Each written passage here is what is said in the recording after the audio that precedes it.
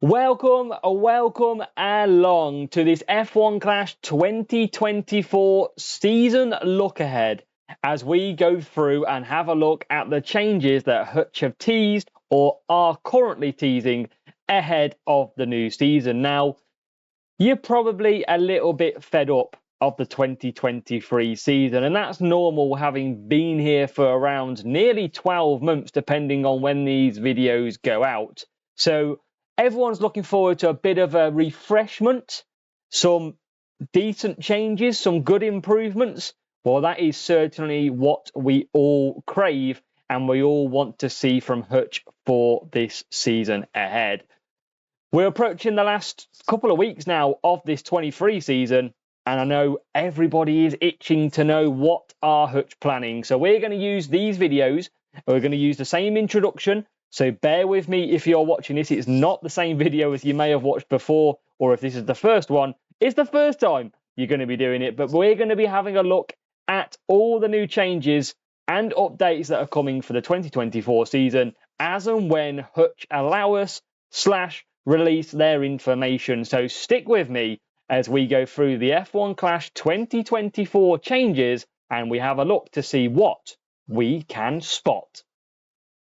So let's take a look at a manufacturer supplier component part list for F1 Clash 2024. Hopefully you have seen some already. If you haven't, they're going to be all coming out.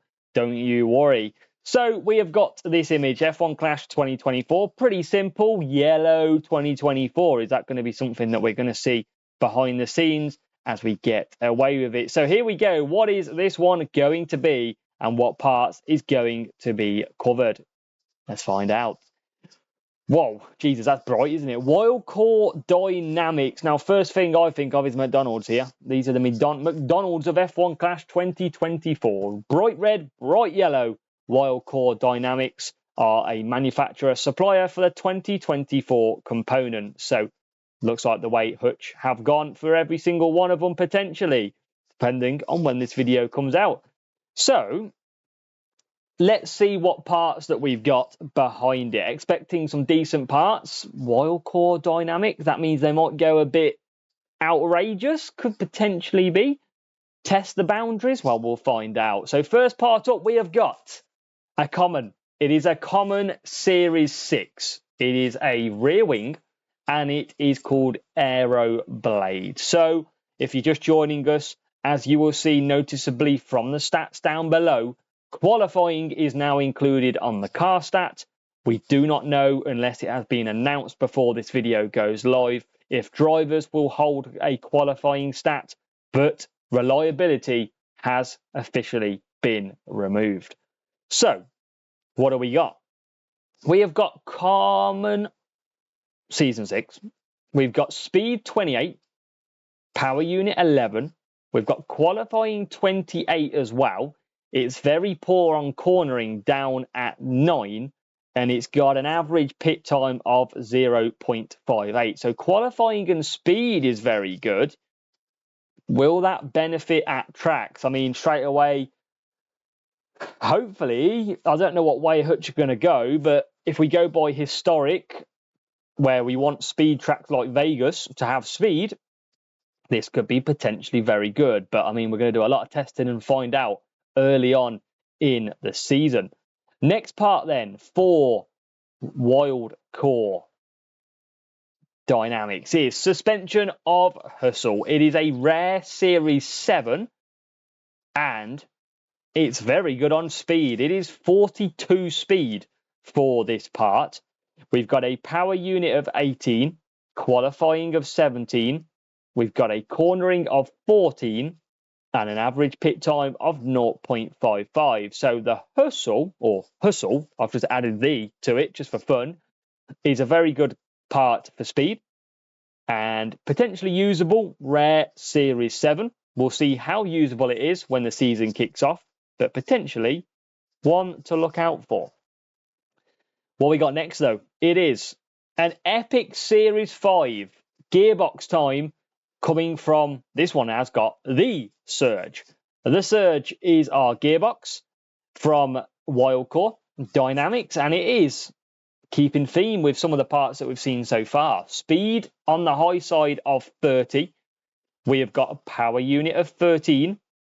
We have got qualifying, which has an increased stat again that we've seen of 28. And we've got a relatively low cornering at 11.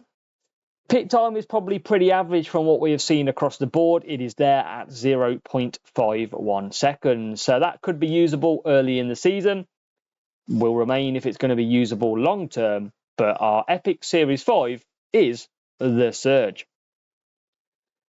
And what we got next? We have got the Sabre. The Sabre Rare Series 6. I mean, it's that bright we can barely see the front wing. Just missing some McDonald's or some logo off the side. And what is this good at then? So we've got low speed, 11. We've got a low power unit of 11 as well. Qualifying and cornering both have an increase though. We have got qualifying 26 and we have got cornering 29. And average pit time is very average at 0.62. We've seen a lot quicker than that. So Rare Series 6, the Sabre front wing, dominant on qualifying and cornering, pretty weak on the others. So Rare Series 6 could be usable. Depends on where you're going to stop and how much you do level it up. But that's at max stats. So expect them stats when you get it to be very, very low indeed. So how many parts we got left? I think we've got about 2 parts left of Wildcore Dynamics. We're hoping to see a good part. I was about to say reward, but maybe we will be rewarded for finding a good part. So next up we have, now that's an interesting name, the Juggernaut. Now this is surely going to sit out the car. It's absolutely huge. We're going to be running around like one of them American muscle cars with the engine sticking out the top. We have got an engine, the Juggernaut, at Rare Series 7. They should have added like weight in because you'd imagine this would weigh a ton. So let's have a look at the stats. We had 2 pretty good engines in F1 Clash 23 from Rares. We had Rover and Avalanche, so potentially this could be one of them. And we have got speed 16, power unit 14, we've got qualifying at 15, and we've got cornering, which has a massive increase compared to the other 3 at 43. So this is a cornering heavy Rare Series 7 engine with an average pit time of 0.44. So the pit time's on its lower side and cornering is very strong indeed. The other ones are not so good. I mean, cornering high, qualifying low. That's going to be... I can see where Hutch may be going with this. Are you going to need cornering? But are you going to need qualifying? Are you going to have to balance your setups out to achieve the most balanced stat? New season, everything changes. This is what we've got to learn. And this is completely left field, I think, from what I can determine so far. And then the last part from Wildcore Dynamics. It should be their best part. I'm hoping for a bronze one. It is. It is a bronze one. It is. How the hell do you say that? The Behemoth. Behemoth. Again, just call it something simple. It just saves me trying to say it every time. Epic Series 11 Break then. The Behemoth, I'm going to call it. I'm still not sure. Still don't know what to call it. But it is heavy on cornering. It has got a speed of 22, a power unit of 23. We've got qualifying at 21. So them 3 stats are very consistent, very balanced. And then firing up high is the cornering at 60. So pretty much max stat on the cornering for this part. Series 11 Epic. Look at the pit time. It's incredibly low at 0.2 seconds. So a very quick pit time on this break. Question is, what's going to be the best parts out there? I think it's setting up to be a very interesting plan. I think they're going to shake up everything. I really do think they are. From what I've seen so far, this is only the beginning. But that is complete your Wildcore Dynamics 2024 components. Let me know down below, what do you think of them as we've gone through them? And let me know in the comments your feedback.